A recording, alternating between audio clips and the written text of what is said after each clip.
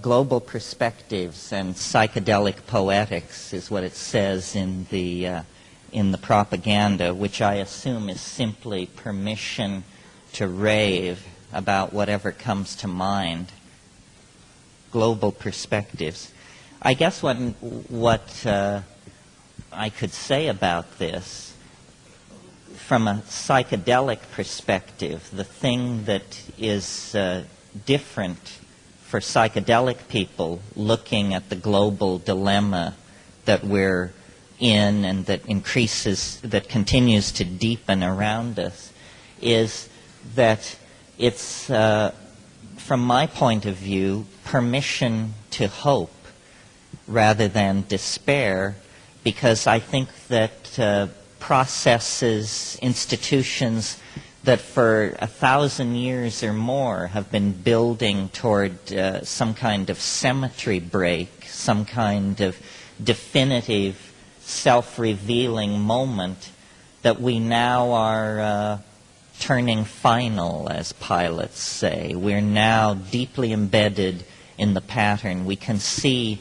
enough of what's ahead of us to begin to actually feel the texture of the end of human history. It's no longer an abstraction.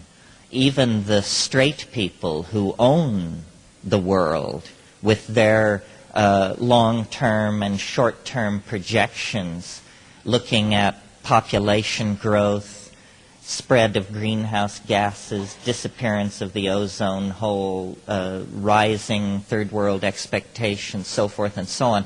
When you propagate all these trends, it seems very clear that business as usual is no longer an option. Nobody's talking about that. So we're either in some kind of final, fatal meltdown of the values of Western civilization, revealed now after 1,000 or 2,000 year run to essentially be bankrupt, or we're going to transform ourselves unrecognizably.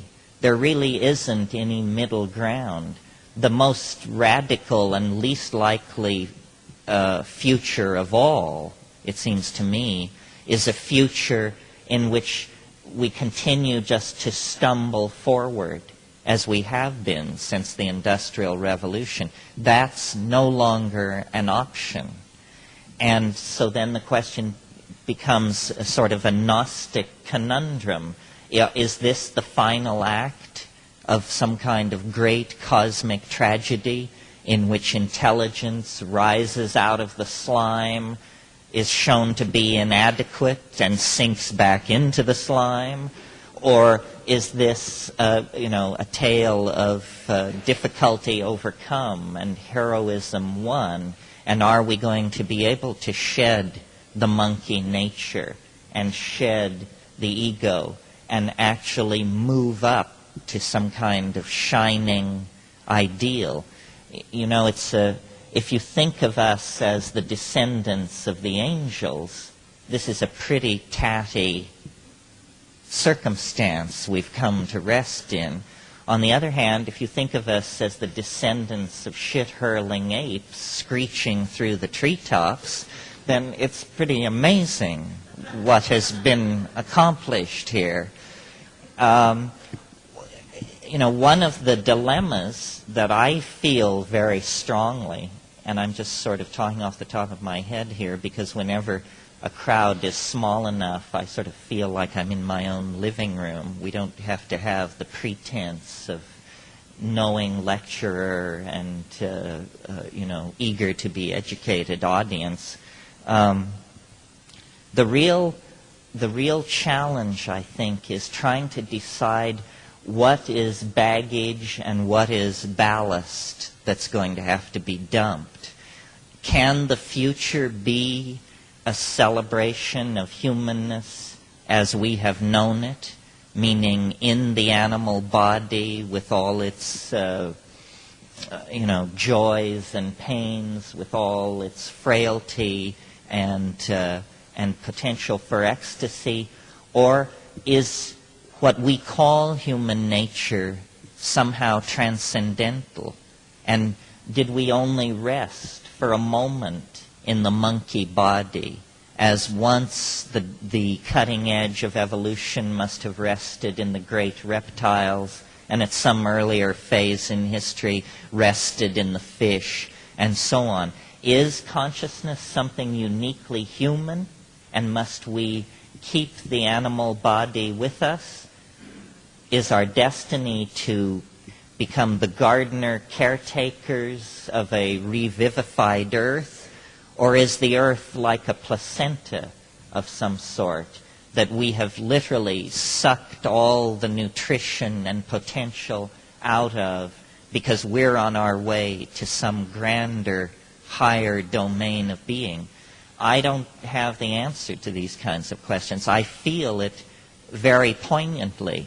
It's very poignantly focused in the psychedelic, in the experience of psychedelic plants and psychedelic shamanism, because, as any of you have followed my ideas on this know, I've spent a lot of time in the Amazon basin with human populations that seem to have struck some kind of dynamic balance with the earth. And yet the paradox of that dynamic balance is that when you take the sacraments, the hallucinogenic plants of these people, you're propelled into worlds of science fiction-like strangeness, transcendental dimensions of titanic implication. And then, at least I personally have come to the realization that this is how those cultures have chosen to deal with the Faustian impulse in human beings. It's been somehow confined in the domain of the imagination. We, meaning we who trace our ancestry back to Europe, are part of a different style, a different strain of human being, if you will. We are the idea excretors, not satisfied to have a canoe, a net, 5 fish hooks, and a bowl, but instead we take matter, we, Western civilization, Western technology, and we impress upon matter ideas, millions of ideas, cities like Manhattan, high-performance weaponry, enormous works of art. All of this is a kind of impulse, very strong in Western human beings, to bring the ideas out of the domain of mind and to somehow solidify them in matter. Permanence. The cult of the West is permanence. I always feel that when you can find the obsessive center of a society, you probably have put your finger on its central neurosis as well. I remember when I spent time in India, India is rife with talk of Shakti. Shakti is energy conceived of in various ways. It can be sexual energy, or it can actually be electricity flowing through wires is called Shakti. And I realized, being in India, that the Indian obsession with Shakti was a consequence of there not being any. That this was a society where energy had become the hardest commodity to encounter. And I think in the West, permanence is our great bugaboo, because we are born into the realization that everything is slipping through our fingers at the very moment that it comes into existence. The hardest psychedelic truth to assimilate, and you don't have to take psychedelics to assimilate this. If you just live, this will be hammered in on you again and again. And it's not, it's a cause for exaltation. It's a cause for despair. It's that nothing lasts.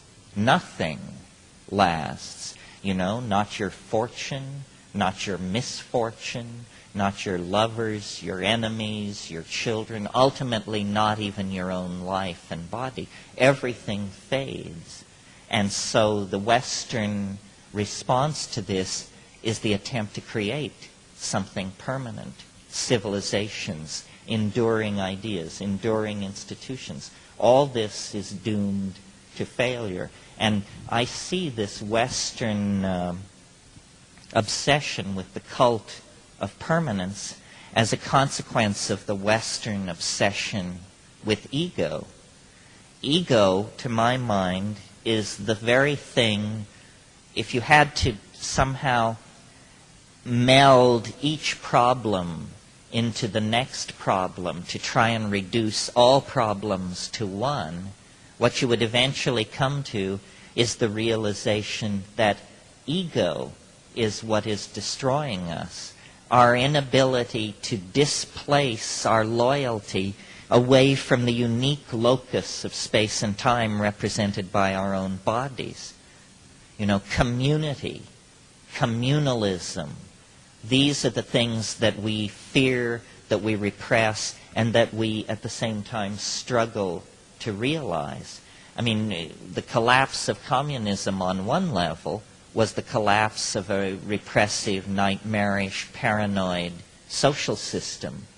But the dream which lay behind that was a dream of community, of unity, of sisterhood and brotherhood. And the great concern now is that with the collapse of even a pretense of that position, that we are further fragmented, further atomized into individual competing microbes of greed and need. And this is precisely the attitudes which will push us ever closer to species extinction and to global ruin. Well, when you look at thousands and thousands of psychedelic experiences, to my mind, what you come away with is the notion that, no matter who you are, Amazonian shaman, Hasidic rabbi, nuclear physicist, the psychedelic will dissolve boundaries. It will dissolve your boundaries and force you to realize the commonality of the flesh. It's a startling thing to realize that really what you represent is nothing more than a point of view, and that we each are such a point of view, triangulating perception through what is essentially simply a nexus of our past history. We always are talking about the past and the future, but it's worth noticing that we all managed to get here this morning, this place, this time, and not one of us has the same past as any other of us. This moment, like any moment, is not a confluence of the past. It is a confluence of many pasts. And these many pasts come into a nexus of connection and then move on to become many, many futures. The reason I'm so interested in the psychedelic potential and willing to speak about it is because I think that the myth of our separateness, which was the glory of our institutional accomplishments, parliamentary democracy, individual rights, liberation of various classes and so forth, has now turned somewhat sour. There has got to be something more to it than just turning people loose to loot the planet so that everyone can pile up more and more stuff which doesn't satisfy anyway. And I think in talking about the future, what we have to somehow do is dematerialize the future. And there are several ways, or many ways, to do this. People have preached voluntary simplicity, and some people are into this. However, it's hypocritical to preach this in the third world to people who have nothing. We have everything, so we've seen the fallacy of condominiums and Mercedes, so then we preach this in Bangladesh. This is a bit disingenuous. The dematerializing of culture. Somehow, you see, what we have to recognize in the wake of the collapse of communism is that capitalism as well is a system with a fatal flaw that is set against human nature. Capitalism assumes an endlessly exploitable frontier of resources. This we have got not. So capitalism is now essentially, unless it can be radically retooled, an anti-human philosophy. It's literally chewing up the ground we're standing on. But there is nothing in the basic notion of capitalism that says that we have to be thing dealers. This is simply the style of capitalism that we have fallen into. Somehow, we have to dematerialize existence. And I don't know whether that means virtual reality. Some of you have heard me say that my vision of a perfect future is 25% of the present world population living in ecological balance, living in an apparently primitive, naked, aboriginal state. But when you step into the minds of those people and look behind their closed eyelids, there are menus hanging in bio-teleelectronic space. Culture, you see, can be downloaded into a chip installed behind the eyelids so that it is, freely commandable as an experience in the imagination. But if we insist on continually extracting resources from the earth and fashioning our dreams out of the stuff of earth, then our dreams are destined to turn to nightmare. It can't be any other way. So that's one thing about the future. The future needs to be dematerialized. And then, since people always accuse me of being a harebrained dreamer, I've tried to come up with something approaching a practical suggestion, and I took this need to the feet of the mushroom gods. Having been challenged by somebody at a talk like this, they said, well, you're always saying these mushrooms speak. Why don't you ask them how to save the world? And I thought this was kind of disingenuous. But the next time I had the telephone to hyperspace in my hot hand, I did make the inquiry. And the suggestion which came back, I think, is at least food for thought. The suggestion was, you want to save the world? You want to overcome male dominance, the momentum of consumerism, so forth and so on? Every woman should bear only one natural child. This is an interesting idea, whether you take it seriously as program or not. If every woman were to commit herself to bearing only one natural child, the population of the earth would fall by 50% in 40 years without war or famine or epidemic disease. If this program were continued for another 40 years, the population would fall by half again. This means in 80 years, the population of the planet could be reduced 75%.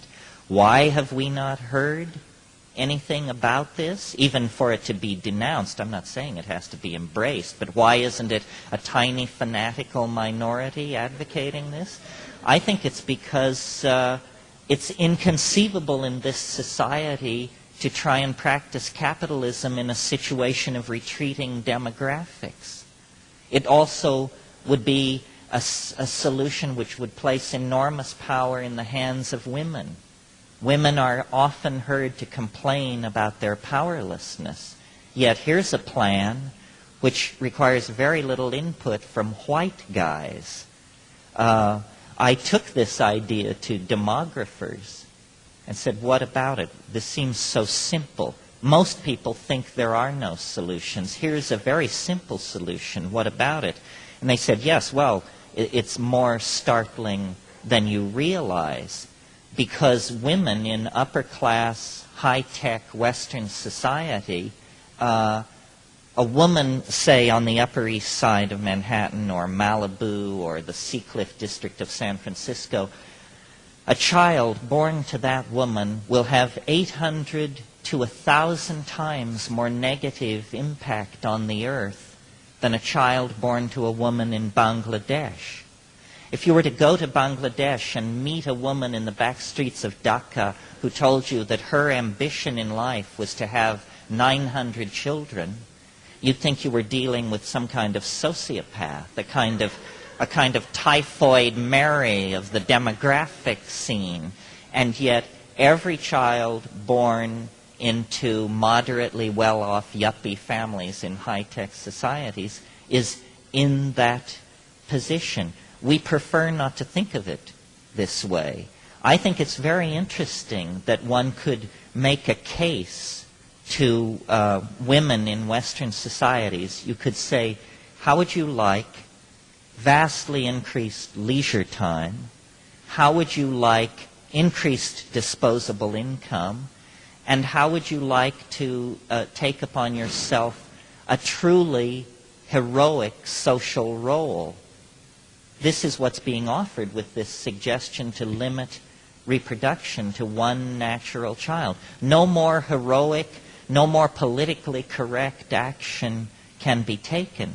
And interestingly, the women you want to convince of this position are the women you are most likely to be able to convince. Educated, white women with above average incomes. So that's a very practical suggestion, more likely to be implemented than my dream of lunar inoculations with psilocybin for the entire population to dissolve the calcareous ego formations that have sprung up in the bloodstream since the last full moon, which I also think would be a fine idea. You see, boundary dissolution is what is needed here.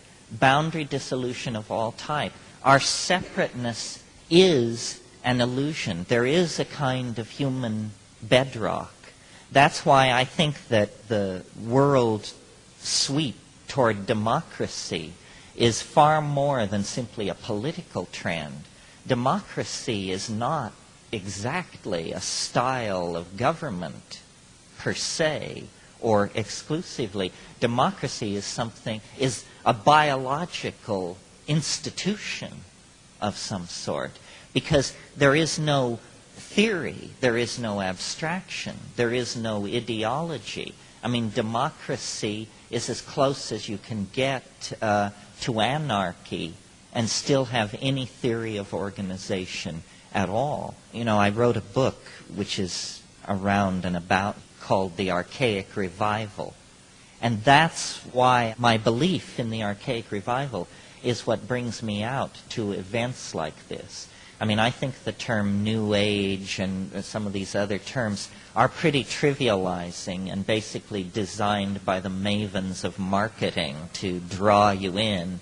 But there is an impulse throughout the 20th century in Freudianism, in abstract expressionism, in Dada, psychotherapy, sexual permissiveness, psychedelic experimentation, jazz, rock and roll. These are all facets of an impulse toward the archaic, toward the primitive, the non-straight, the anti-bow tie, the wish to blow up the staid world created by the fine ladies and gentlemen of the 19th century with their Christer ethics and their long dresses and all of that business.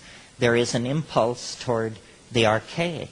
This is very healthy. This is what happens when a society seeks to revivify itself. When the medieval world exploded in the face of the Italian city-states and the new classes that were emerging, they reinvented classicism. It was actually the second time classicism had been rediscovered. It was also trotted out by the Arabs in the 9th century when they needed a stabilizing metaphor for the Umayyad Caliphate and those civilizations. Now, in the 20th century, we can't go back to ancient Greece and Rome or Babylon. And in a sense, the New Age, I think, is an effort to go back to a kind of a Minoan/Egyptian world, which never existed except perhaps in the minds of certain menopausal theosophists. But the impulse is laudable, however screwy the results. But I think we have to reach further back, that all of history is what our urtext, the Bible, tells us it is. It's a confusion, a kind of punishment, a wandering in the wilderness, and that where we really want to be is naked, singing in the rainforest, stoned and exalted, one with the souls of the ancestors, one with the Gaian spirit of the planet. And I don't mean to imply that psychedelics simply act negatively, dissolving ego, dissolving social constructs, dissolving programming and neurosis. That's all true, but what is left when all this dissolving has taken place is not simply a tabula rasa, a clean slate. What is left is what we forgot, what we have been so long away from, which is a connection into the reality of the Gaian mind. The great news that all shamanism can attest to and is built on is the news that there is a sentient, minded, caring entity that surrounds and holds the planet in its hands, in its heart, and beyond comprehending. I mean, call it Gaia, call it God, call it the spirit of nature. It doesn't matter what you call it. It transcends the rational apprehension of higher primates. And yet it is there. We know that our own peculiar form of self-reflection emerged in just a couple of million years out of animal organization. Well, what we don't know is how many other forms of mind there are possible, and how many times in the 2 billion year history of life on this planet intelligence has been able to shed the dark chrysalis of matter and launch itself into nearby dimensions in which it finds completion and happiness. And I think that this is the great news that informs the shamanic religions, that we are not alone, and that the other that we can make our way toward is not, a galactarian intelligence from Beta Reticuli that is part machine symbiote, part banana slug, or something like that. That the coherent-minded entity that we make our way toward is actually a reflection of what is best in our hearts, that we carry in ourselves, the seed of this thing, and that we are like the guy in the story of the prodigal son. We have fallen into history, and out of this misfortune, out of this experience, we can make gold if we return to the fold of the ancestors, if we can somehow take what we've learned from history and fold it back into the experience of being truly human. And this is the challenge. And it faces us on the political level, issues such as, all kinds of community issues such as racism and sexism and classism. These are community issues. And then issues between the human community and the planet. Our inability, you see, to emotionally connect with the consequences of what we're doing. I mean, we as a species present a perfect picture of pathology because what real psychotic behavior is behavior that one cannot emotionally connect with the consequences of what is being done. And when you realize that we are literally looting the cradle of future human life, that we have decided that we are not simply transient occupiers of this domain, but that it is ours to trash, to use up, to do with as we wish, leaving nothing for the future, then you realize the depth of our need for immediate and widespread therapeutic, indeed pharmacological intervention on our state of mind, because we have wandered from anything like real human values. And the reason psychedelics are so threatening in this society is because they immediately throw into high relief the internal contradictions of the dominator's style of doing business. And this is what must happen. The momentum toward catastrophe, built up over centuries, is immense. The only antidote to that I've seen, extrapolating from what I've seen it do to single individuals, are the shamanic hallucinogens. Because when you cut right to the bone, what has to happen is we must change our minds. If we don't change our minds, we're going to go down with this self-generated Titanic called Western civilization. And we have the power to change our minds, but it won't come from hortatory preaching. If that would work, then we would have turned the bend at the Sermon on the Mount. But as it is, I think we turned the bend sometime in the 20th century, either when Albert Hofmann invented LSD, or Gordon Wasson found the mushrooms of Oaxaca, or Richard Schultes brought back news of ayahuasca from the Amazon basin. You see, we have to humble ourselves. We have to give up the Titanic, ego-driven idea that we can do it by ourselves, as religions and yogans and all that beady-eyed crowd are into promising. The first step on the path of real self-transformation is the admission that you must humble yourself so thoroughly that you need to form a pact with an organism that begins its life in a mound of manure. You know, it's a true alchemical journey. You return to the dross, and out of that which everyone has rejected, literally, the compost of being, you find the jewel. And the jewel can be grown, cultivated, brought to fruition, internalized, globalized, shared to create a transforming option that does honor to a human experiment that has been going on far too many millennia for us to fumble the golden opportunity away. Is there anybody who's burning with their own agenda? Here's a burning person, yes. I had an experience about 3 years ago now, maybe 4 years ago, where I was on a hallucinogenic, and I had a feeling that I was talking to some people, and they were telling me that when we leave this planet, we become stars. And I'm just wondering, have you got any more on the outer space connection? Well, I think, it's funny for me to be talking at a place like this, because I am actually a rationalist. It's simply that my experience has been very, very peculiar, and I thank God for it, because I think most rationalists actually live lives which reinforce their rationalism, maybe because they don't poke around enough in the edges of things.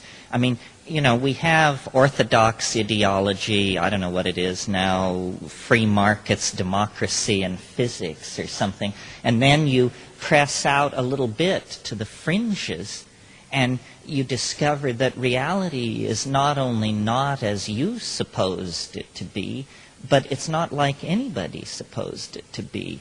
The maps we have are largely based on conjecture and naive hope. the hope that there's nobody hiding in the woods, the hope that there's nobody waiting behind the hill.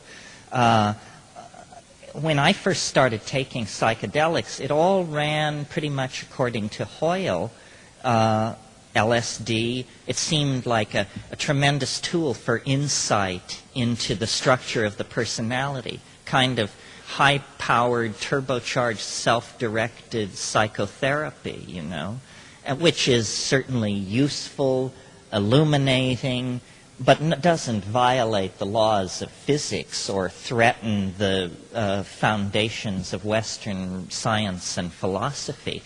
What has interested me and become the focus of my personal life, I guess, are these tryptamine hallucinogens, DMT, psilocybin, and then ayahuasca, which is simply a strategy for making DMT orally active. And, you know, one could accept, I think, insights into one's upbringing, insights into the structure of philosophy or mathematics or something like that. But what is hard to accept are, you called them gibberish people. I call them self-transforming elf machines or tykes or fairies. And to my mind, this is confounding. This is no mere extension of the models of the psyche that we inherit from Freud and Jung. It begins to look as though that, you know, the mind is not even in the brain. There's some kind of extended landscape of possibility. And I speak as somebody who's been there, who's seen this stuff, but who doesn't, I don't have an agenda. In a sense, I'm sort of chicken shit because the motivation for my public career is to get a whole bunch of people to march with me in there, to check again. Because, you know, well, I talk in the book I wrote for Bantam, Food of the Gods, about DMT because I think it's, in a sense, the case where all the issues are most intensely brought together. It's a naturally occurring neurotransmitter, endogenous in the human brain. It also is very fast-acting. It clears your system very quickly. Not only clears your system, but leaves no trace whatsoever. You can't even feel that you have done some kind of substance a half hour after you do this stuff. Nevertheless, the content of the experience itself is absolutely paradigm challenging. And the chief reason is because there are these entities in there. And on psilocybin, you hear them. They speak to you, what you were describing. It's almost as though this is some kind of a mandala of pharmacological approaches to the mystery, and DMT lands you right in the center of the bullseye.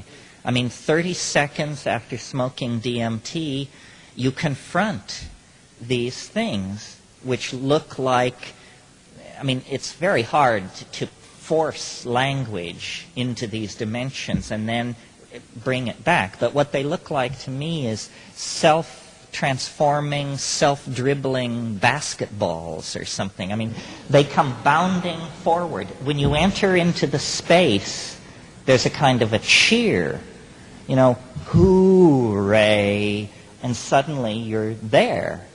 And this is not the cumulative effect of spirulina or hanging out at Findhorn or imbibing any of these ideologies which permit this kind of thing.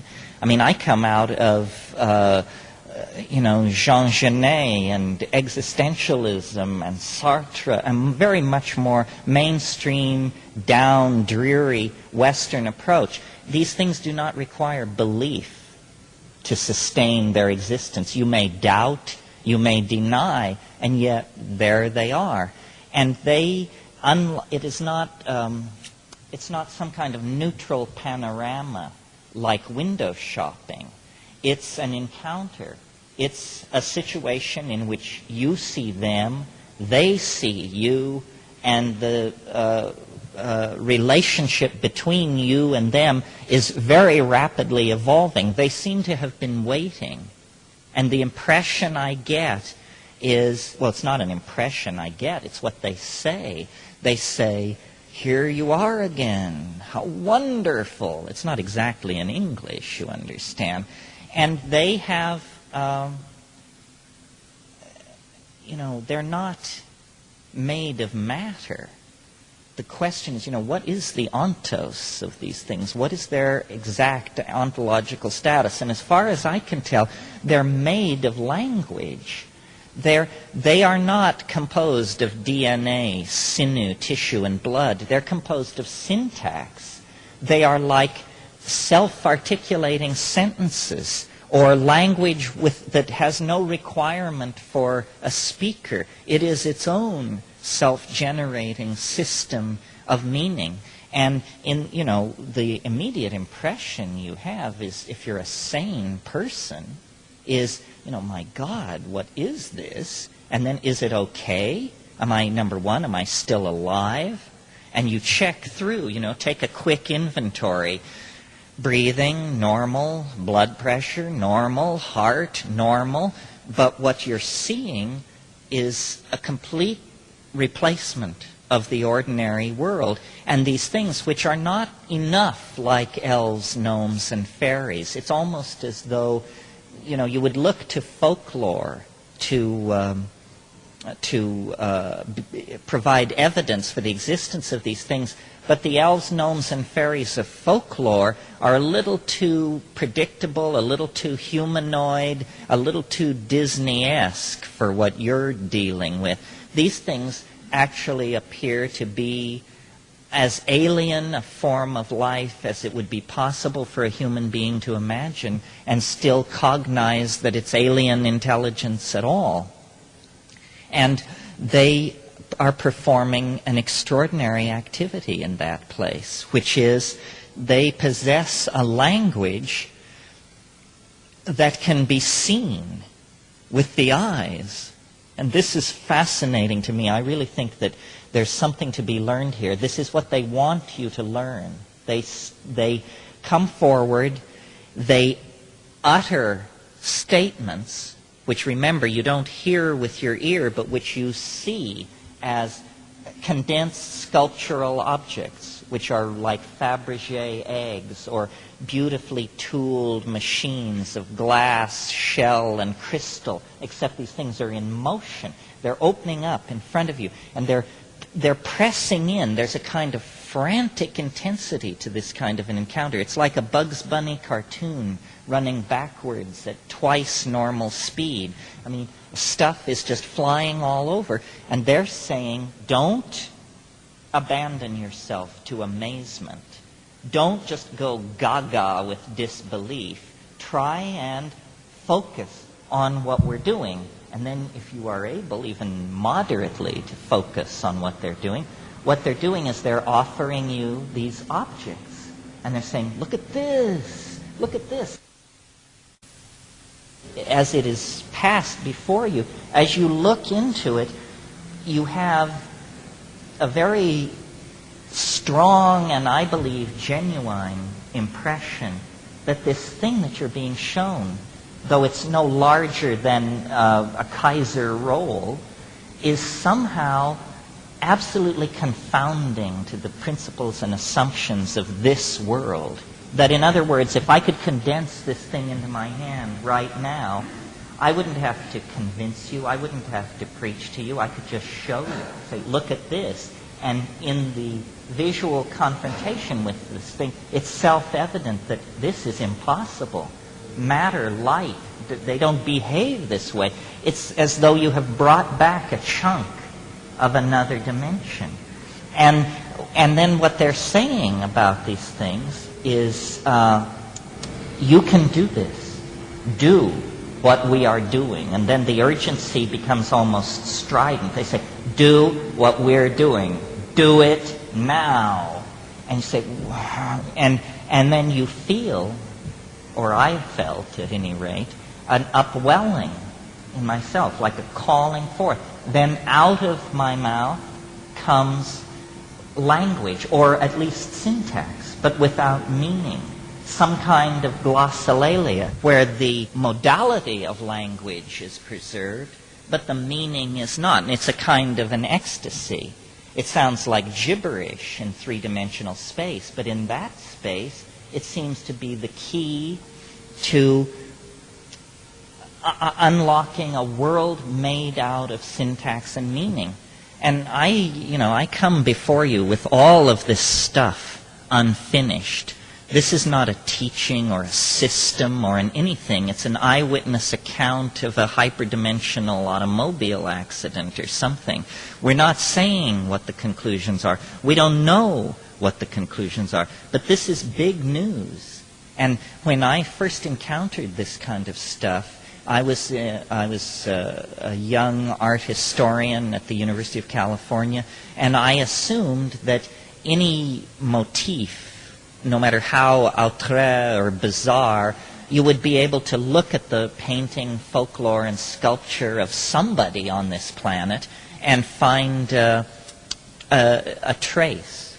And it seemed as though this defeated that idea. It was almost counter the idea of the collective unconscious, because it argued that you, Joe, anybody, Sally, somebody, can break through on your own, an ordinary person, to a place that Verrocchio never saw, Michelangelo didn't anticipate it, Yeats didn't know, Blake hadn't a clue, Melville wasn't briefed, and yet there it is, you know. And this is, to me as an intellectual, it was very confusing, because I think as intellectuals we always assume that progress will be built on the shoulders of the giants that have preceded us. The idea of something actually 100% brand new and unexpected is pretty daunting. And here it was, 30 seconds away, simply by the act of ingesting this natural neurotransmitter. Well, those of you who've been there know exactly what I'm talking about. Those of you who haven't been there, I can't imagine how you can even sit through this kind of thing, because, you know, it makes the folks from the Pleiades and all that other stuff out there seem mundane by comparison. The other thing is, we're not talking about camping out in cornfields night after freezing night with your eyes glued to the stars in wan hope. This is a no-fail method for plunging deeper into these spiritual realms than the tantric yogas or the practitioners of X, Y, or Z dare scarcely suppose. It's repeatable. It's on demand. It does not depend upon your state of moral purity or, tantric accomplishment. It's something that is our birthright, as much as our sexuality, our language, our eyesight, our appreciation of music. It's an innate human thing.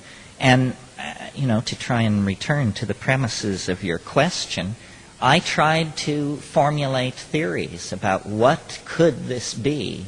Well, the first impression that I had, based on a reading of how weird this all was this must be a parallel continuum, a la Philip K. Dick and like that just apparently over some kind of neurological energy barrier that's all around us all the time, these things are there. And they are not made of matter, so the laws of physics don't apply. And, like that. And then I entertained different possibilities. And I still entertain numerous possibilities because I haven't got it figured out yet. One possibility is that these things are actually human beings from the future. I mean, if you take the content of the experience seriously and say, I am apparently in contact with diminutive English-speaking creatures of some sort, well then they have got to be either intelligent beings from another part of the universe or humans from some extraordinarily advanced future world where human beings are now made of language and are only 2.5 feet tall. So I would put it rather far in the future. Or and I just simply offer this in the spirit of intellectual completeness. If you ask a shaman or what these things are, they don't hesitate. They just say, oh, well, those are the ancestor spirits. This is what it's all about, is ancestor spirits. Well, it takes a while for the implications of this to sink in.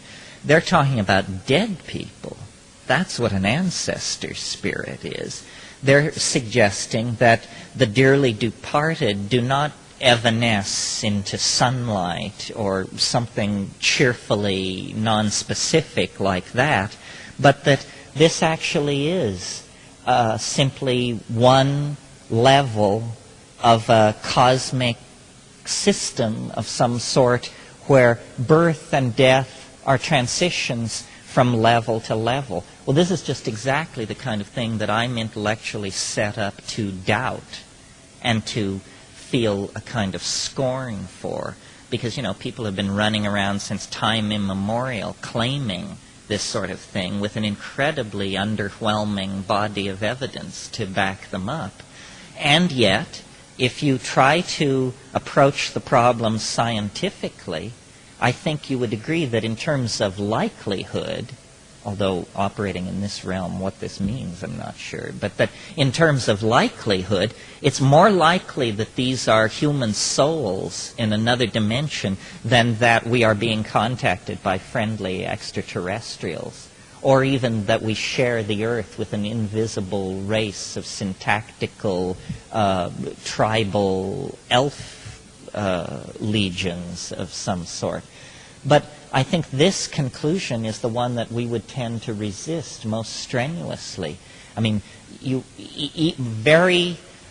I think it's the most intellectually challenging position to take vis-a-vis Western thinking, to claim that we have to reopen the question of life after death in a serious way, not the cheerful round of reincarnation that haunts some of the zanier offshoots of Eastern religion, but actually say, you are going to die, and when you die, you are going to undergo a metamorphosis of some sort that is not particularly going to be designed to preserve your humanness, what you call your humanness, or to set you on a cloud with lyre and gown for the rest of eternity, but that actually the greatest adventure, the greatest adventures still lie ahead, and these things, intimations of immortality, are vouchsafed by these plant hallucinogens. Why this should be, why it should be possible to get a look over the great divide, I have no idea. I think about these things constantly. My life is mostly questions. My friend Rupert Sheldrake, who some of you may know his books, he and I have talked about it. He thinks that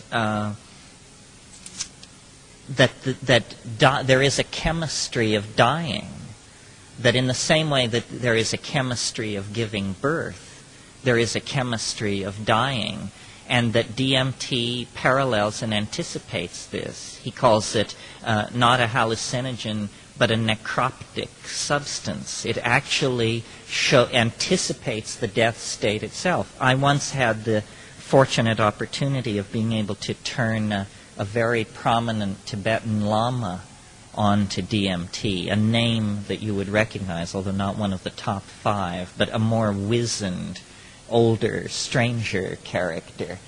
And he did it, and I said, so what about it? These people, these Tibetan Buddhists, they have a pretty good map of the territory. He said, it's the lesser lights. He said, you can't go further than that without breaking the thread of return. He said, beyond this, there's no returning. And so, in a very real sense, it's a look over the edge. But then, even that doesn't solve all the mysteries. I mean, what is it about this wish to convey a language which is seen? What's that all about? Is it that perhaps language has always been a gift from the other?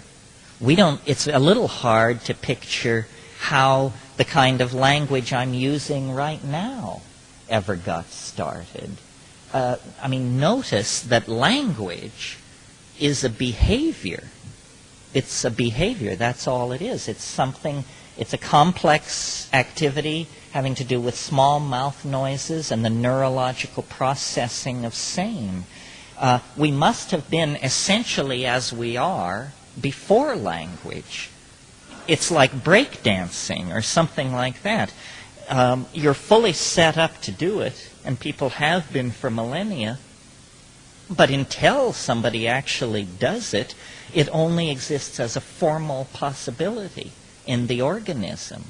And I wonder how many of these things there are. Breakdancing is an interesting example, albeit somewhat trivial, but it shows that after 5, 6, 7,000 years of civilization, you can come up with a behavior that nobody has ever seen before. I've spent a lot of time thinking about language and what a limited tool it is, and yet how our whole world is held together by nothing more than small mouth noises. And it's incredible. The entirety of global civilization is held together by small mouth noises and symbolic notations of same, which have an even more rarefied level of abstraction. Our separateness, our notion of self and world, of self and species, all rest on the carrying capacity of these small mouth noises.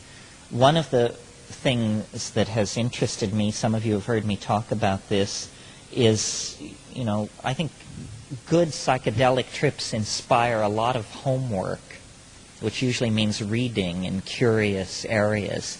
And I discovered that octopi, cephalopods, which in case you're not up on your evolutionary biology, these are mollusca. They're not even vertebrates. They're related to escargot and banana slugs. You can hardly imagine a form of life more alien to ourselves. We broke off from the other primates 3 million years ago, but the invertebrates and the vertebrates separated from each other about 700 million years ago. Well, an interesting thing going on with octopi, most people have heard that they can change color. And most people, I think, assume this means that, like certain lizards and certain butterflies, they camouflage themselves against their background. That's not what's going on. Color and texture for octopi are the medium of language. You could almost say that an octopus is a naked mind, because as the octopus goes through certain internal changes, hunger, sexual need, whatever, color changes accompany these shifts of internal state and appear on the surface of the octopus. It is almost as though it wears its language like an overcoat. It is clothed in its own meaning. Well, obviously, in that kind of situation, you have always been suspended in an ambiance of language, unlike ourselves, where apparently language was invented one bright summer day, or series of bright summer days. And if you have a language such as we have, small mouth noises with culturally assigned meaning. In other words, if I say, "Where can I get a taxi?" If I don't say this to a person who speaks English, it means nothing to a Ukrainian or a Chinese. Octopi don't have this problem. There are not culturally localized languages. There's only a language of the body, the genes. It's unambiguous. You see, even those of us in this room, if you were to check, our internal dictionaries are different. We have only the assumption of one-to-one mapping of meaning. If I ask you, where is the restroom, this is fairly ambiguous. unambiguous because it deals with ordinary situations. But as soon as conversation leaves the main and well-trodden path of discourse, ambiguity enters into a tremendous degree. We overlook this as a courtesy to each other. I mean, you almost never hear one person say to another, "Now, would you explain to me what I just said?" The reason you don't hear this said very often is because the thin illusion of communication would break down completely if we actually demanded of our listeners that they repeat back to us. The only situation in which that happens on a regular basis is the pedagogical mode, where the teacher teaches and then by test and recitation determines that the pupil has understood. But in polite discourse among adults, we consider this an imposition, if not an insult. So somehow these creatures are elves of language, catalysts for the concrescence of cognition. And I don't know if these things can be understood. After all, we're embedded in the world created by our own meanings. C.D. Broad, I think it was C.D. Broad, wrote a book called The Meaning of Meaning. Or no, it was F.H. Bradley, actually. I think Broad's book was called The Mind and Its Place in Nature. Probably these two should be read back to back, just to see how positivists handle these kinds of problems. The meaning of meaning is a real problem, but it also tends to be solipsistic or tautological. Can we expect brain to give a full accounting of brain? Can we expect mind to give a full accounting of mind? Anybody who's studied logic for 10 minutes can tell you that that's impossible because it is tautological. William Blake used to say, nothing is lost. Nothing is lost. And this seems literally to be true. It seems as though, something once articulated, a statement, the reverberations are unto the last syllable of recorded time. Somehow it's all there. Now, when I said these things approached and spoke in English, I didn't mean to make it sound as mundane as it might sound. Greek religion was characterized by what was called the Logos in the Hellenistic period. And the Logos was an informing voice. And all the great thinkers of Hellenistic times, Plato, Socrates, Xenophon, Thucydides, all of these people were in contact with the Logos. It was the sine qua non of Hellenistic religion. And it was a speaking and informing voice that tells you the right way to live. Well, we don't know what to make of this. And at a certain point in the evolution of the Western mind, judging by the writings of people who were contemporaneous with those times, the Logos fell silent. There was actually a date.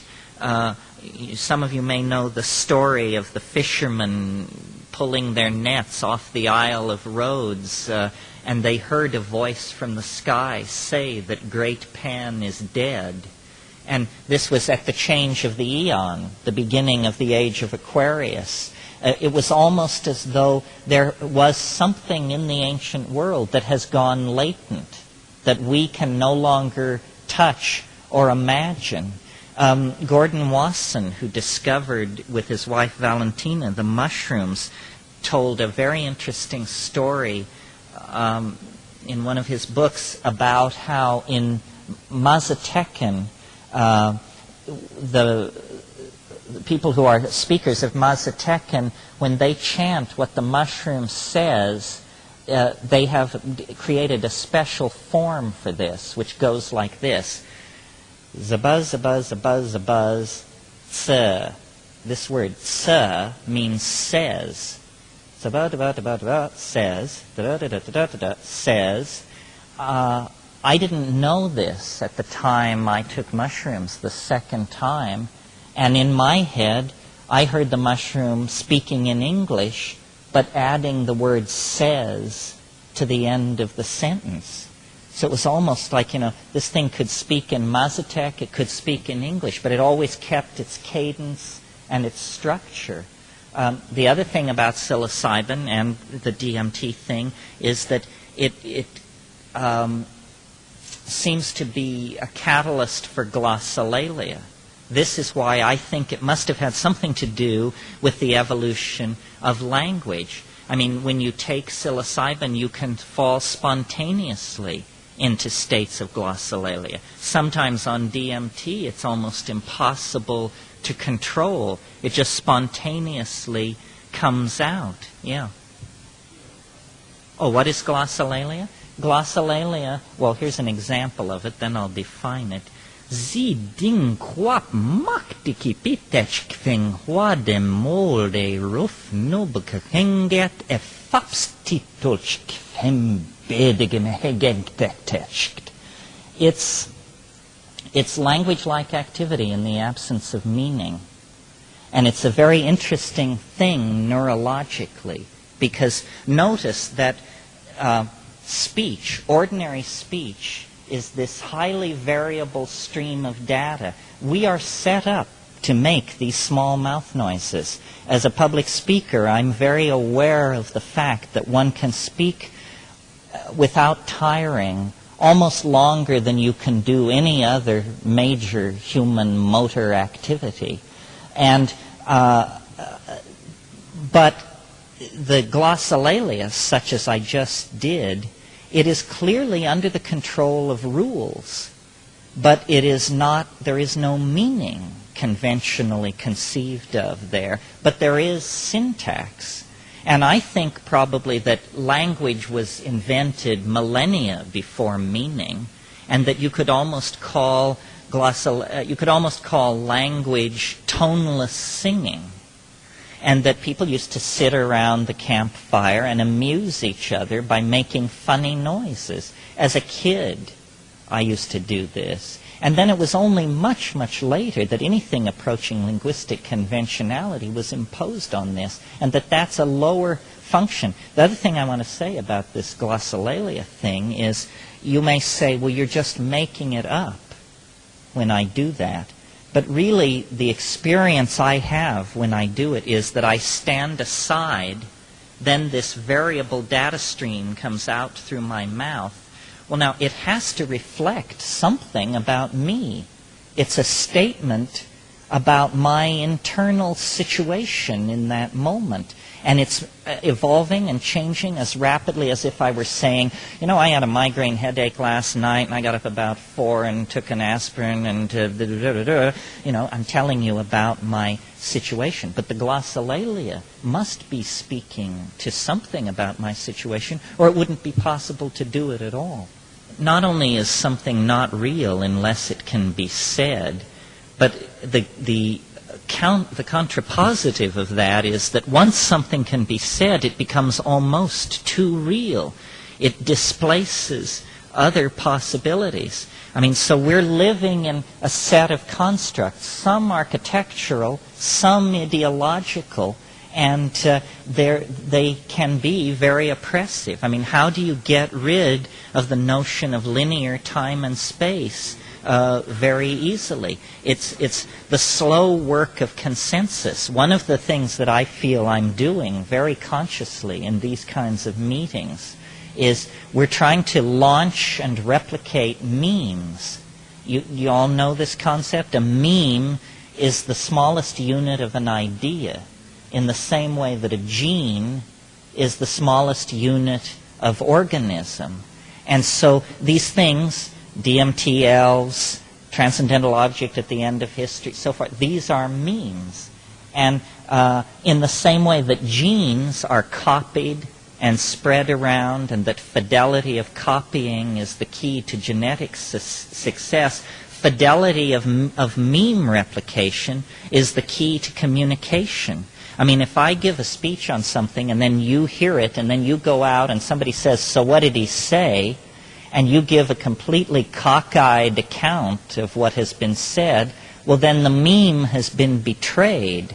But if you can actually transfer the meme to somebody else's mind, and then they can copy it and pass it on, then the meme, it's almost as though the ideological environment were like a rainforest or a coral reef. Evolution is taking place. Stupid memes, dumb memes, have short lifetimes, and they disappear, and memes of great power are able to thrive in many intellectual and ideological niches and to make many marriages of convenience with other memes, and so they are stabilized and passed along. Somehow we have to become hip to the power of language, and instead of just willy-nilly creating linguistic structures sort of ad hoc, we need to begin to consciously engineer our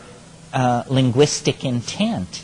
And then, so far in the 20th century, this has not been a program with a very happy history because only jerks have gotten a hold of it. Nazis and people with narrow social programs. They say, we're not going to call each other Mr. and Mrs. or hey you. Everybody's going to call each other comrade. And then this will create the notion of comradeship, which to a certain degree it does. But, manipulating these things for political ends, the Jews, it was okay to put Jews in ovens because the official language for talking about Jews was that they were Untermensch, subhuman, not like us, whoever we are. So once the definition had been changed, people said, well, it's okay to mistreat Jews. They're not even really people. And this kind of thinking goes on all the time. It's called stereotyping, and it always is an easier substitute.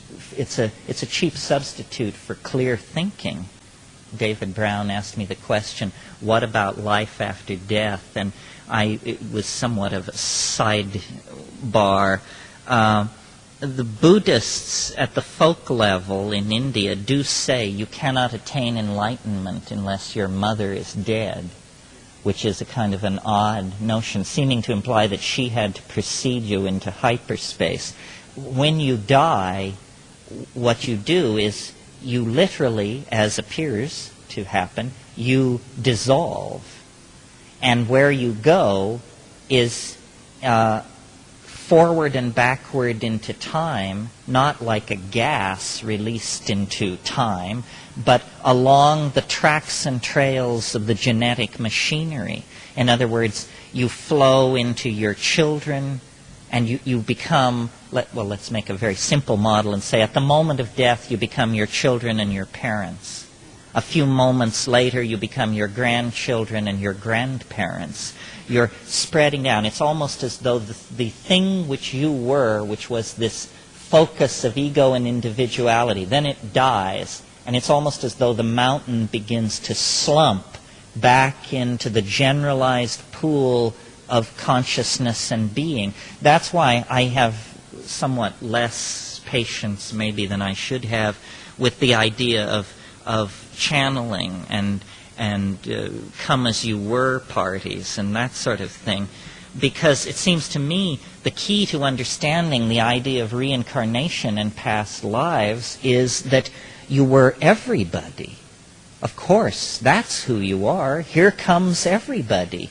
You weren't just that shepherd girl or that Roman emperor or that Greek fellow. You're everybody, and you can find your way into the great genetic telephone system and ring anybody's bell in history.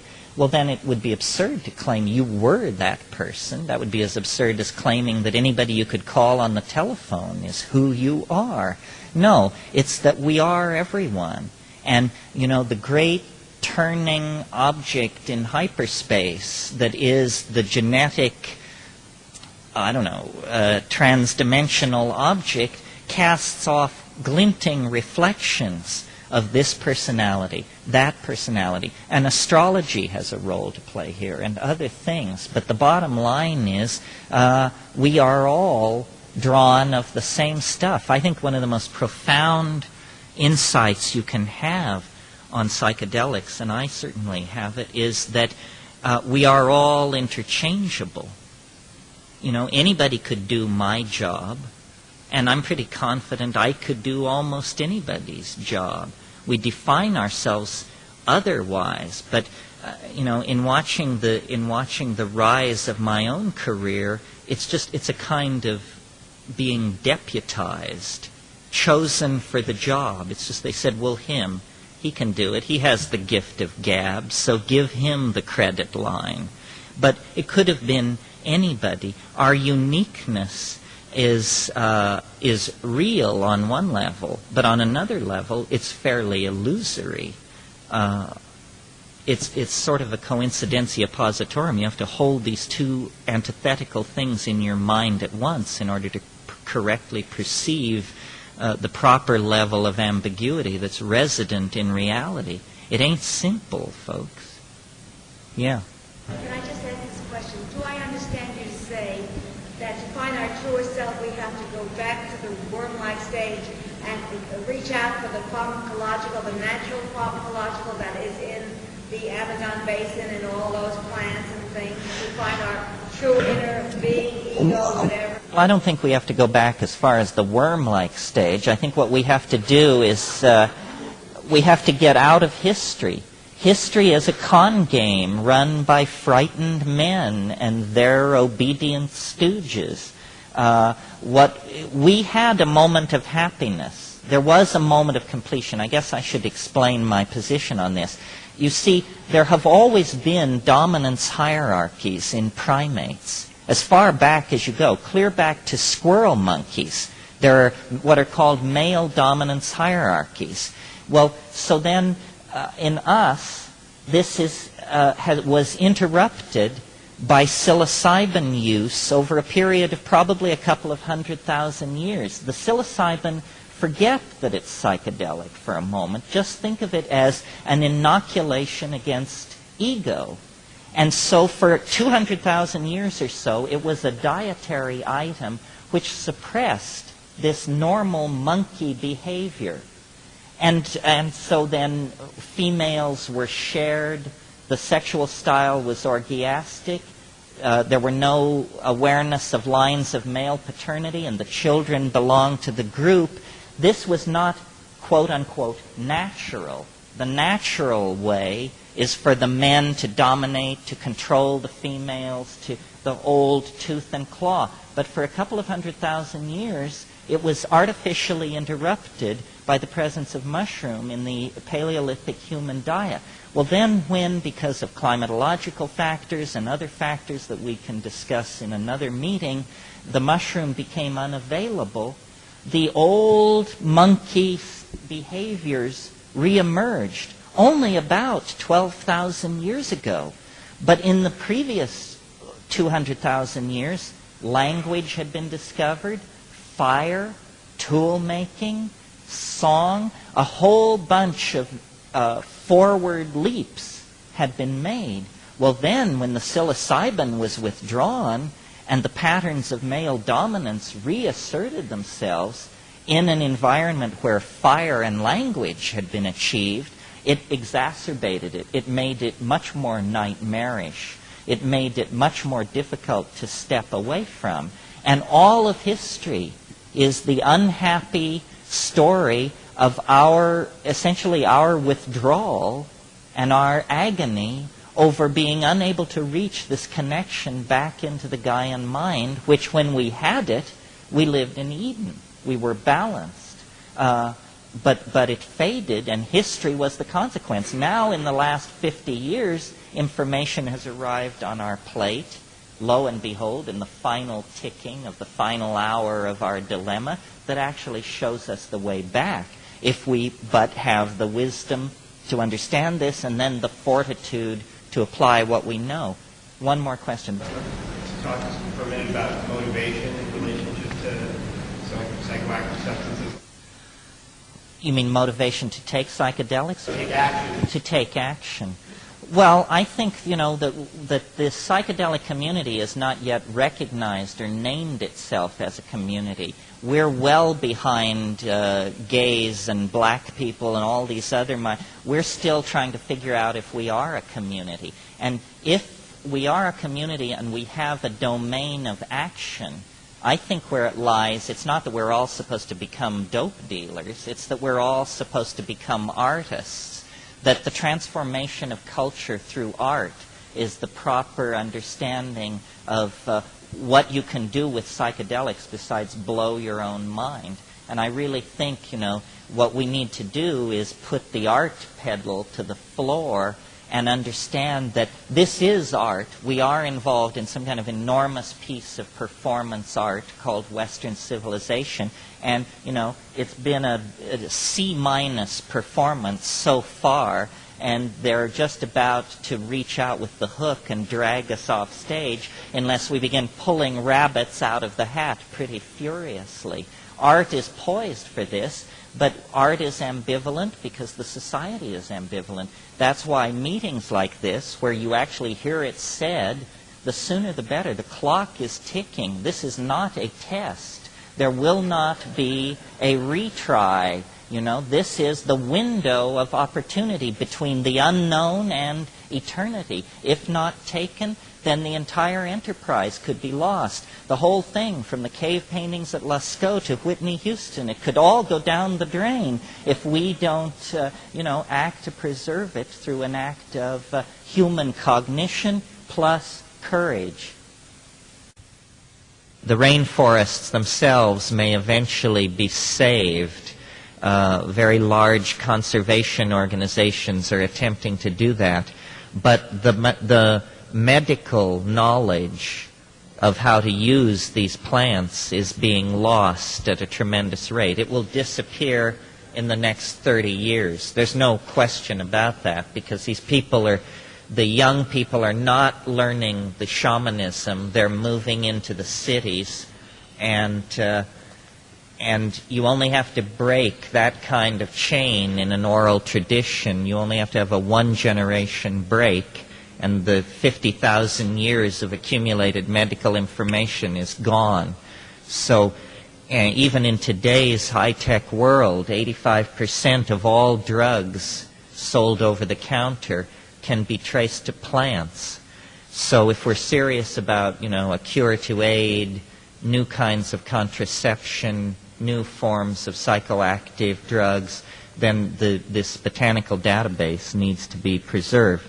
I think that those of us who are experienced with psilocybin are in a position now to offer answers to one of the most perplexing questions in the entire field of biology, which is, how did it happen that over a very brief period of time, less than 2 million years, the brain size of our species doubled, and in doubling became the fastest transformation of a major organ ever recorded in the history of the evolution of life. This is according to Lumsden, who's a very respected evolutionary biologist. This is a truly perplexing problem for evolution. It would be perplexing were it to occur anywhere in the animal phylogeny. But what's of particular embarrassment here is that it occurs in the phylogeny of the animal who invented the theory of evolution. So, it's particularly embarrassing. If we can't account for our own evolution, what depth and breadth has the theory when applied to the rest of nature? And one notion has been that you're looking for a transitional skeleton or intermediate forms. This has now been given up. And by looking at this problem, I have sort of been able to, I think, generate let's call it an idea, a myth, a fantasy, an explanation for our predicament. And it goes very briefly something like this. All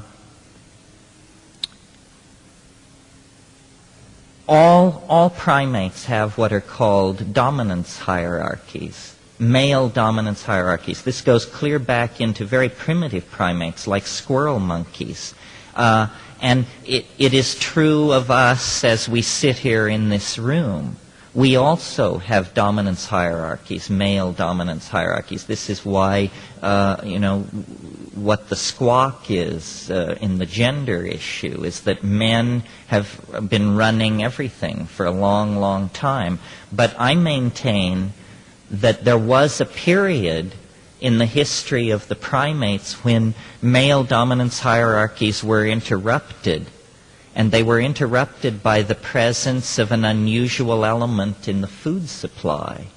And this element in the food supply was psilocybin. And it acted as a kind of inoculation or unconscious vaccination against the formation of ego.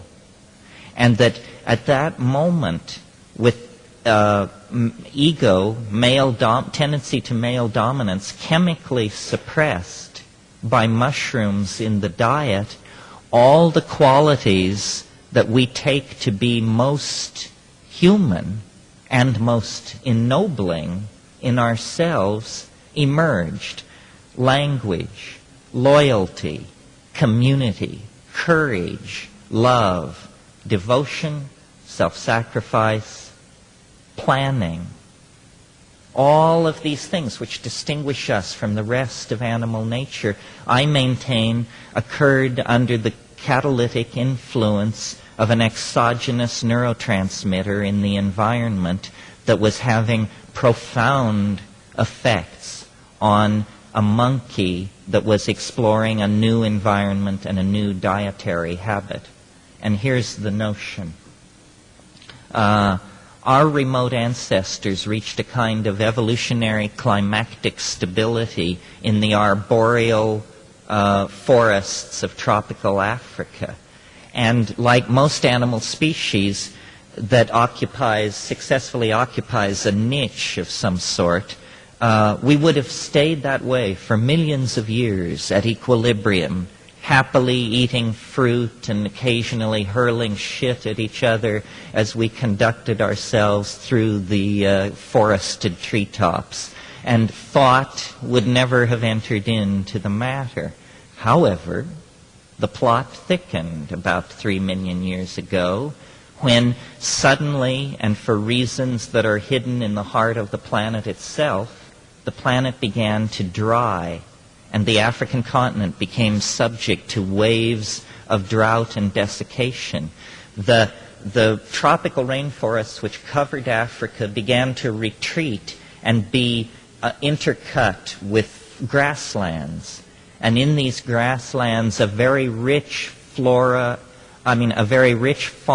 of animal life developed. New kinds of animals, grass-eating, herding animals, ungulate animals, cows, bison, various forms of antelope, so forth and so on. Meanwhile, turning the camera's eye on our remote human ancestors, things are getting tougher up in the treetops.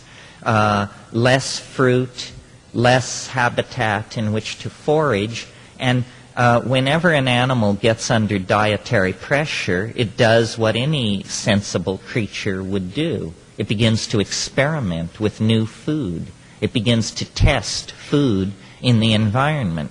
Now, the reason animals don't ordinarily do this is because foods also contain toxins, and toxins sometimes are mutagenic. So the reason butterflies and birds and all kinds of animals specialize in their diets, it's a strategy to avoid mutation-causing chemicals. Well, so then what happens if you put an animal population under pressure for food and it starts experimenting with new forms of food? It begins having a higher incidence of mutation.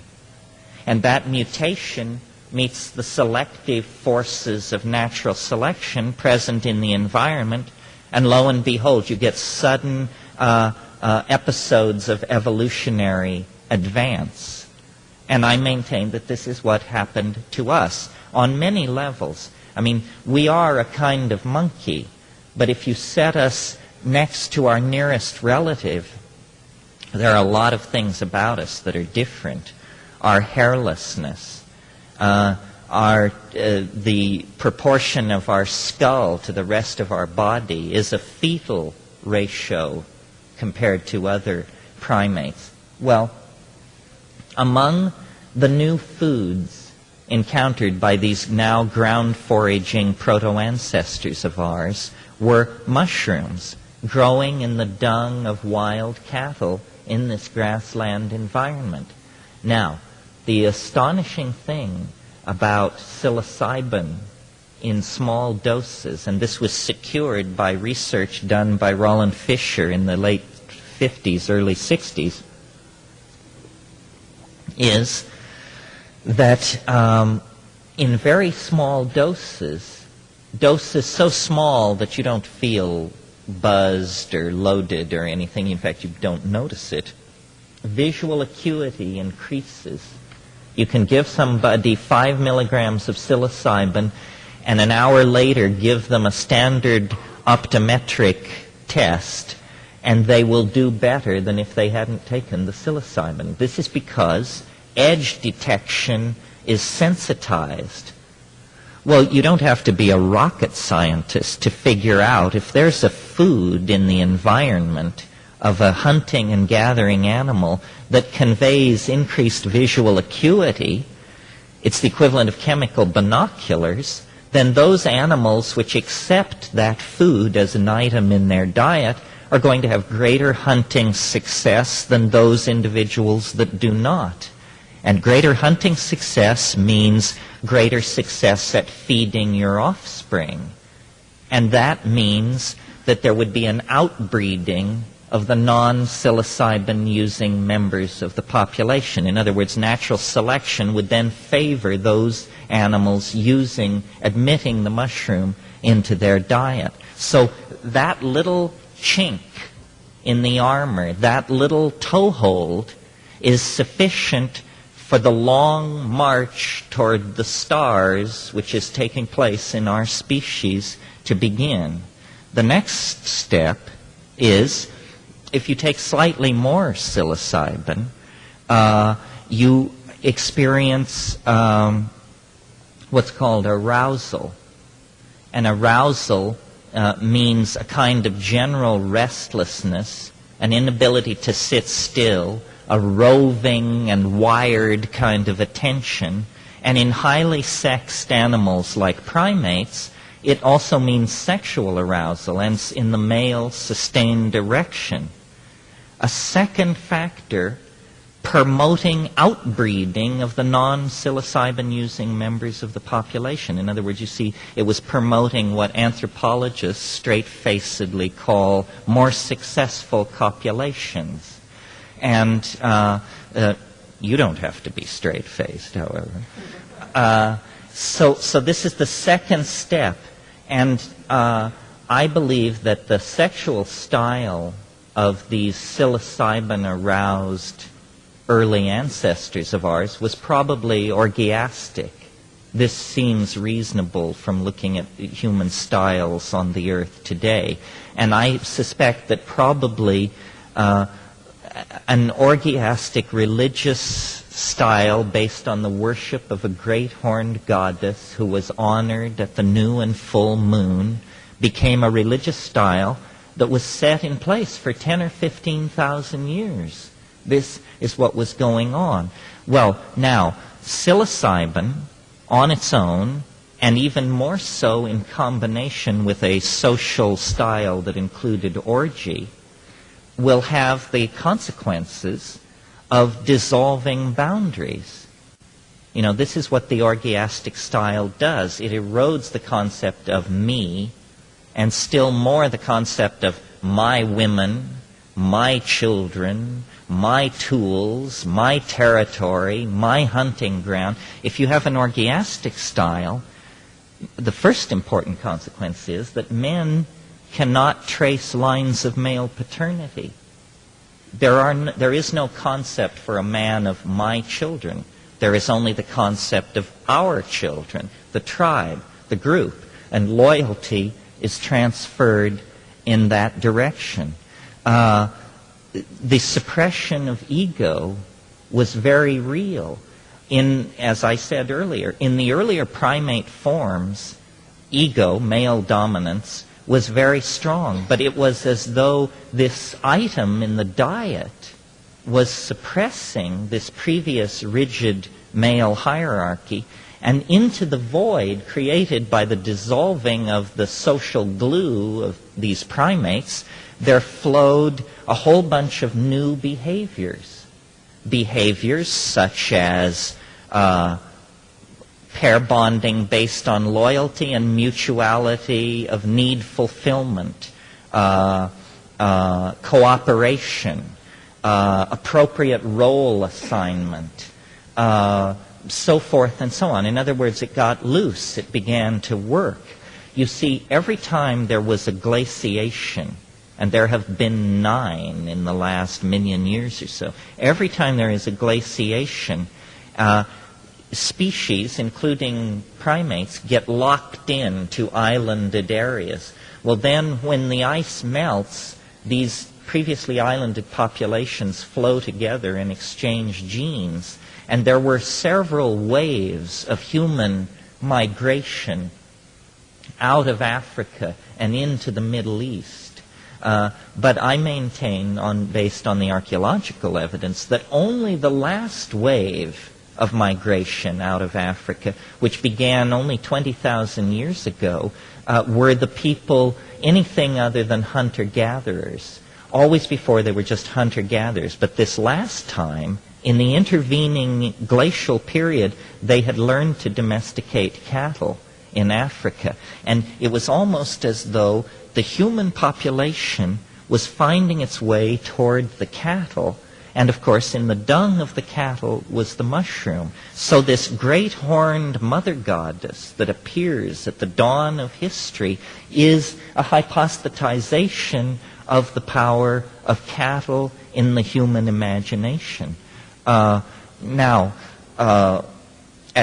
These behaviors that were developed out of this encounter with psilocybin also involved at higher doses of psilocybin. You know, remember, at very low doses, increased visual acuity. Mid-range doses, orgiastic sexual activity and ego dissolution. At still higher doses, the revelation of a religious tremendum so bizarre and unnerving that even today we, with Husserl and all the rest of it under our belts, can barely face it. In other words, a mystery which for all of our sophistication, the breadth and measure of it can hardly be taken. And that laid the basis for a sense of religio, a sense of ritual, a sense of a relationship to a tremendum. And I don't want to present this psilocybin intoxication entirely as if it were simply ameliorating the earlier evolutionary programming in the primates. It was doing that, but it was doing something else as well, because this mystery at the center of the psilocybin intoxication is not simply the contents of your unconscious mind or unfulfilled fantasy as Freud thought, or it is, in fact, a contact with a Gaian intelligence of some sort.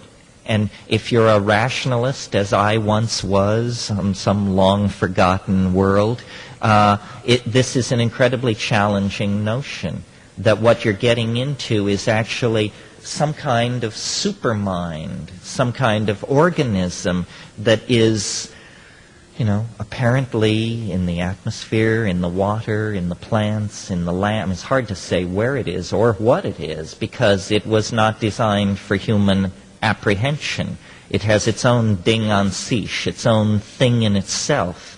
It's like a god for any century of human description of it, except the 20th, in which we have enough knowledge about the ecosystem to say, well, maybe it's not, as Milton said, the God who hung the stars like lamps in heaven.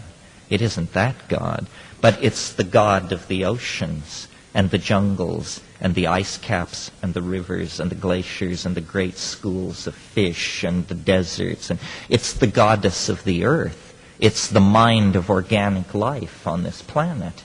And I believe that we were its chosen vessel of manifestation in a certain domain. And this is what the Edenic myth is about. The nostalgia for paradise that haunts our species is a memory of this time, this golden era that ended as recently, as 10,000 years ago.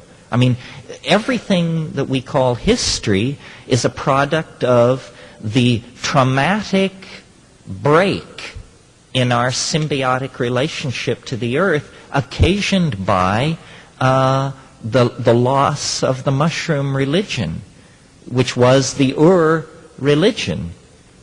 And, an obvious question that anyone who's gotten this far would ask is, well, if it was so wonderful, why was it lost?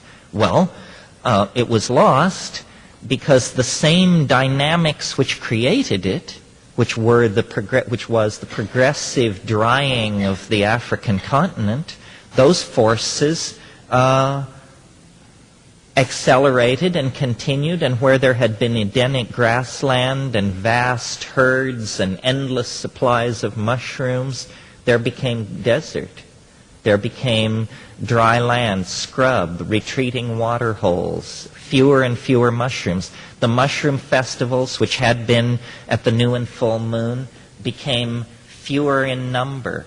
The mushroom supply dwindled. Special classes of people had to be appointed who would be the mushroom users. Special times of the year had to be appointed when the mushrooms could be taken. Special places in the rain shadow of mountains and near water holes became the only places where the mushrooms could be found. And at that point, and these are processes which took millennia to occur. At that point, there became an anxiety and concern to preserve the mushrooms so that in abundant times they could be gathered for times when they were scarce. And the strategy that would have naturally been hit upon would be to use honey as a preservative. In a world without refrigeration, honey is an antiseptic medium that caramelizes around fruits and like hummingbird tongues and stuff like that. You're always hearing Romans ate hummingbird tongues in honey. That's why, because it was a preservative. Problem is, honey itself has a perverse and mercurial nature and can change into a psychoactive drug. It can change into mead, which is a form of alcohol. It can ferment and become a kind of proto-beer. Well, in what I develop in my book, Food of the Gods, is the idea that each drug carries baggage that we are generally not aware of. Each drug promotes certain values and suppresses others. So if psilocybin suppressed ego, male paternity, and promoted sexual polymorphically perverse behavior, then and consequent diminishing of ego, then what mead, fermented honey, promotes is the classic things always promoted by alcohol in any form. One, a false sense of verbal facility in the insidious combination with a lowering of sensitivity to social cueing. You can see this in any singles bar on a crowded Saturday night. People drink because they think it makes them clever, and then, able to ignore social cues from those around them, they boorishly proceed with their agenda, which usually involves getting laid or something. And, I think that there was probably 1,000 years in European civilization when very few people experienced sex without being bombed, because that was how people steeled themselves for the experience, It was recommended to give distilled alcohol to soldiers on the brink of battle when it was first invented because it fortified them. Well, as the mushrooms faded, these behaviors that had been previously well established in primates of male dominance and ego returned. So that at the very dawn of human history, let's say 6,000 BC or so, you get, in the absence of the psilocybin, the disease of ego reemerges. It's been suppressed for 50,000 years. Now it spreads through the population like wildfire, and you get urbanization, agriculture. Agriculture leads to surplus. Surplus means an end to nomadic existence. You become sedentary. You build grain towers.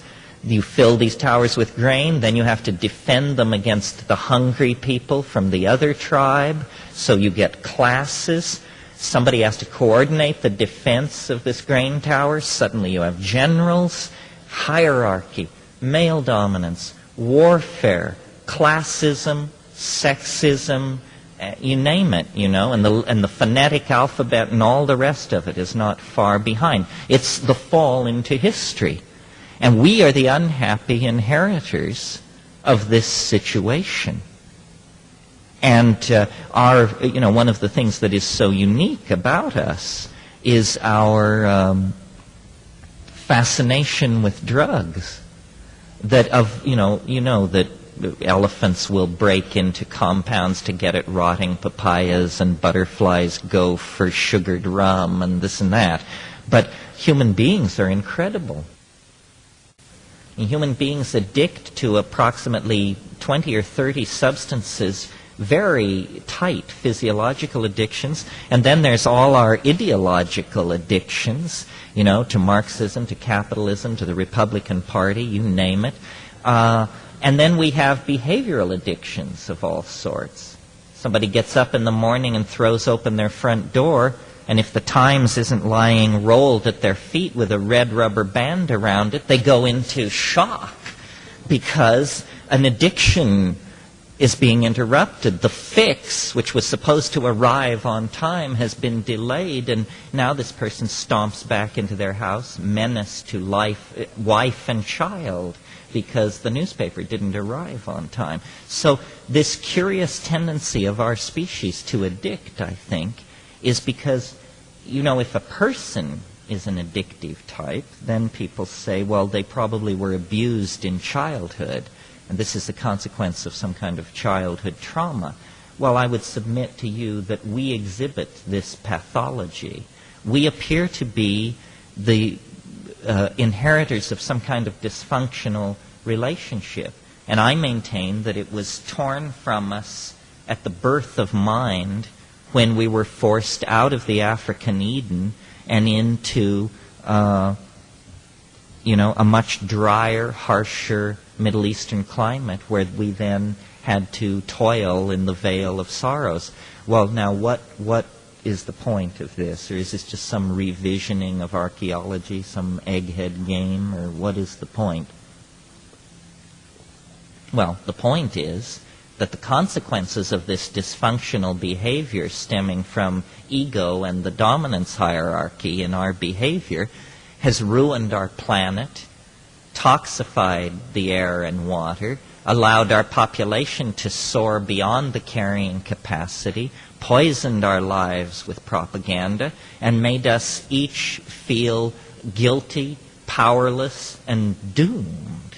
I mean, this is the major riff being run in the society at large, is that we're doomed. We've looted the planet. We've destroyed our children's future.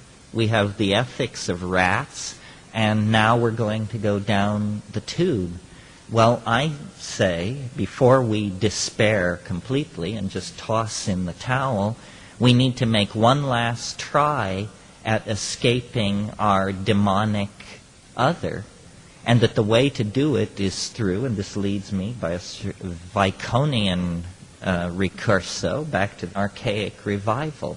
We need to reach back into time and attempt to understand what happened to us and how we fell into history, and how its institutions have served us badly and diminished and degraded our humanness.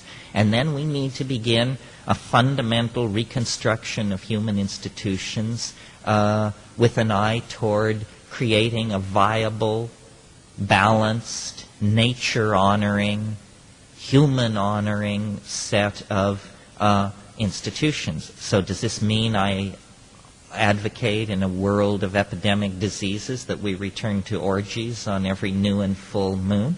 I don't think so. It's hardly possible. But what it does mean is that the tool which lay behind all these changes, which was the ego-dissolving power of psilocybin, needs to be looked at very carefully. We need to examine the possibility that we could re-engineer ourselves so that we could emotionally connect with the consequences of what we have been doing to ourselves and the planet. I mean, when people take psychedelics, this is what they realize. They lose the hold on their little world. You know, they're saving money for a Mercedes or breast implants or some damn thing. You know, then you take one of these things and then you get the big picture. And then you realize just where that Mercedes lies in, the long march to the stars. In other words, we see this in the rainforest cultures today. They have no high level of material culture. And yet it's not because they're not interested in beauty or poetry. It's that they simply live in a much more mental world than we do. The peculiar obsession of the Western mind is its demonic relationship to matter, that we don't believe anything is real unless it's made of stuff. And, any idea, any notion has to somehow be concretized. This is a kind of neurotic response, in my opinion. I mean, the cultures with those civilizations with no material culture whatsoever are in a much more dynamic relationship to nature. It's our obsession with stuff that is pushing us toward Armageddon. I mean, we seriously propose to bring every man, woman, and child on Earth to the level of the life standard roughly approximating that of the average dweller of this island. Well, I've got news for you. There isn't enough metal, glass, plastic, and petroleum in the planet to do that. And in fact, it's causing the toxification of our world. Unfortunately, we live under a social system that is stuff obsessed. We must have money in order to get things, and the number of things around that they're telling you need is beyond your ever being able to satisfy yourself. We have been told that what is within is nothing, and that all meaning lies in the exterior world. So only science has meaning, only property has meaning, and in fact, the felt presence of immediate experience is the only thing you will ever truly possess. The felt presence of immediate experience. It's the quality of that determines whether you're a happy or unhappy person. And you can be dying of intestinal parasites in some hut in the Amazon, and if your felt quality of immediate experience is superior, then you're superior to the guy who's being chauffeured around in an air-conditioned limousine in some urban center somewhere. Our whole cultural delivery system denies this, So we have the concept of entertainment and of drugs. I mean, to my mind, television is a far more insidious drug than heroin, and that they're very comparable. They're cousins. The difference between heroin and television is that at least on heroin you can think your own thoughts. On television, they don't even give you the option to do that. You imbibe a manufactured data stream, the main purpose of which is to introduce you to the cosmetically enhanced surfaces of certain products which you don't need. The average American watches 6 hours of TV a day. This means that millions and millions of people are being maintained in a semi-larval stage. I mean, we might as well store them in enormous underground banks somewhere, and someday we may. I mean, this society is hard enough to manage. What if all these people unplugged themselves and began running around making demands on the political institutions and the infrastructure? Then we'd really have a problem. So better they should stay in the suburbs. People magazine is delivered. The telly is there. They trouble no one. But they do consume. There is no mundane future. I mean, if we had the chairman of the World Bank and those people here, they draw curves that will stand your hair on end. They show you that the world population, the extraction of petroleum, the rise of poverty, the poisoning of the atmosphere, the accumulation of toxins in the food chain. You draw all these curves and you discover that sometime between the year 2000 and 2040, life as we know it becomes absolutely impossible on the surface of this planet. That's what the sober, unstoned people say. So then the rest of us are supposed to come to terms with this in some sense, and you can either despair and say, well, then we're just, the momentum of 1,000 years of chuckle-headedness is just going to slam us into the wall of planetary limitation at a speed of about 5,000 miles an hour, or we have to sort through our toolkit and find the right wrench to get this sinking submarine back up to the surface.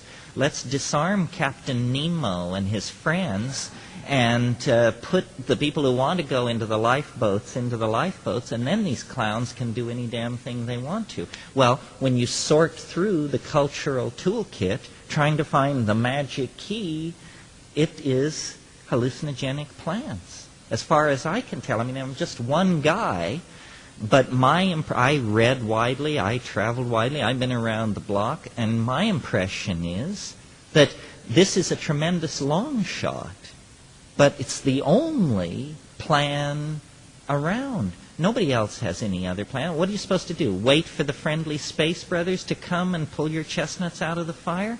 I just don't get, I'm underwhelmed by the evidence that that's about to occur. Maybe it's about to occur. I don't regard myself as having an answer. I more like have a clue.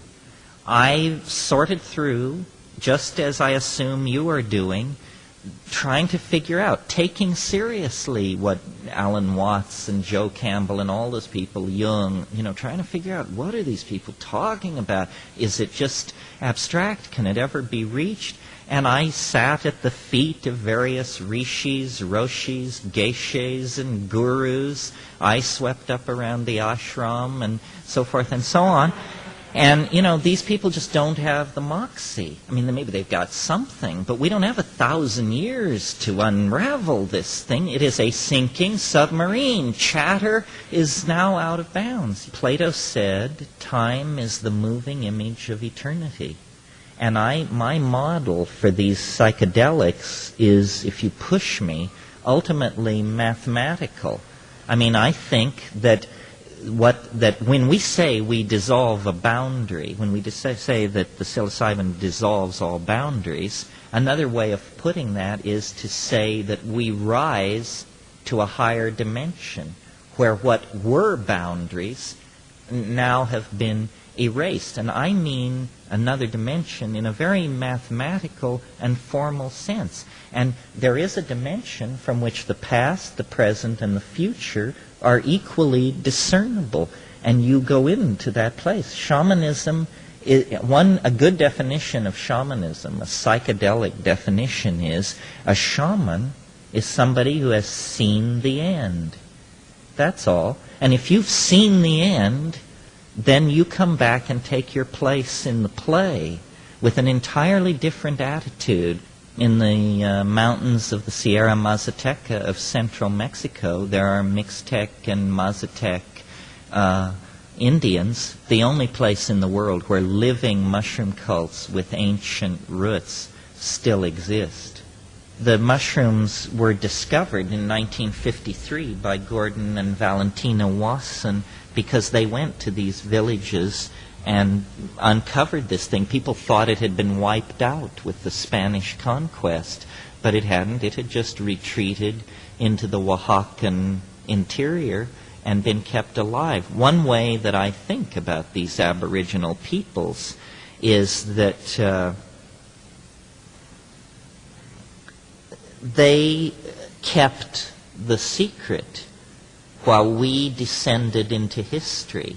They stayed at home and kept the old secrets, and we descended into matter. We made a kind of pilgrimage, and we call it human history. Now it's over.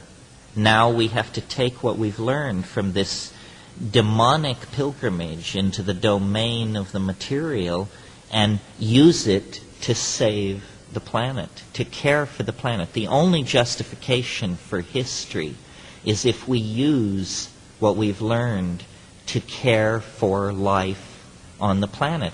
And we may end up, using thermonuclear weapons to destroy incoming space junk that imperils the ecology of the planet. There may be tasks for which only high technology is adequate. That, if an asteroid is going to strike the Earth, you don't want to be a rainforest shaman in that situation. You want to be in command of intercontinental ballistic missiles with high lift capability that can take a 50 megaton weapon out there and blow this thing to smithereens. I see our bodhisattvic obligation as a biological obligation, that we are to care for the Earth. After all, the Earth cared for us, and we're like scabies or something, I mean, it can't be very much fun for a planet to have a species on it which is always extracting petroleum and spreading plutonium around and dumping junk into the oceans and the atmosphere. I just said, my God, what is this? It's a raging viral infection of some sort.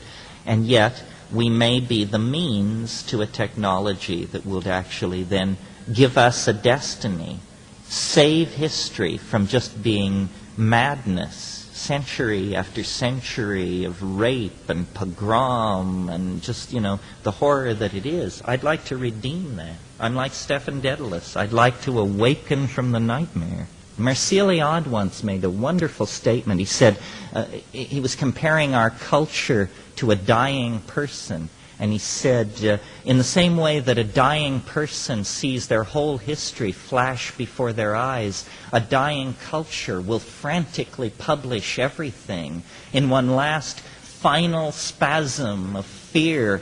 Every Egyptian text, every Tibetan text, every Hopi prophecy, everything will be published, because they're looking for answers. Somewhere it has to be. Did the Tibetans know it? Did the Witoto know it? Did the Inuit know it? Who knows it? We've got to find out. And eventually they'll get around to saying, well, now what about these psychedelic people? We've been jailing them and hounding them for years. They claim they have an answer. And they'll say, get them. Get them on the line. We'll talk to anybody at this point. Bad times lie ahead. Things are going to get worse before they get better, but they're going to get better. The problem, as I see it, with the West is in a search for philosophical economy, of which there's nothing wrong with philosophical economy, but in a frantic search for philosophical economy, we did great damage to our intuition. And what this gave us is monotheism. Monotheism is a very good idea on the first pass and not such a good idea on the second pass, because if you take a page from Jung, as I try to do, you know that the religious ontology of a culture reflects its innermost psychology. And the idea of monotheism, one God, omnipresent, omnipotent, unforgiving, and everywhere, is an image of the male ego. That's all it is. It's an enshrining of the ideal personality as defined by that society. And yet what it creates is complete denial of the messy, felt pluralistic, feminine, organic, emotional side of being. So one has become enslaved to a kind of Platonic abstraction of which all life and color and feeling has been poured out of it. And you just have, the patriarchal ego. And this is not very far behind us. I mean, some of us were probably raised by people like this. The idea of male rectitude. We're all pretty mellow, even the most uptight of us, compared to the style of male presentation of, say, 100 years ago. 100 years ago, women referred to their husbands as Mr. Get into it. In the 16th century, medical students had to steal corpses off the gallows and from battlefields in order to do dissections, because the church would not allow dissection of corpses to take place. So medical students of that era risked imprisonment in order to obtain corpses so that they could find out how the human body worked. This is the kind of situation that we're in. Constipated patriarchal institutions are standing directly astride the forward progress of the human race. I mean, if you want to boil it down to a slogan, and I'll just leave you with this, we call these substances consciousness-expanding agents. Well, now, if consciousness does not play a major part in the future history of our species, then what kind of a future history are we talking about? Are we going to become stupider, duller, more animal-like? I don't think so. Consciousness is our defining quality, and it must be nourished, encouraged, catalyzed, never more so than now, because we have a planet in peril.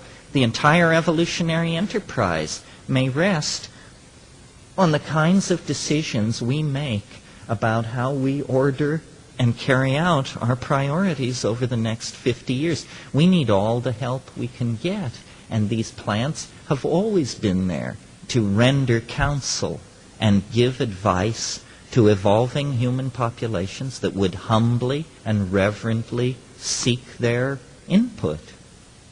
That's all. Thank you very much.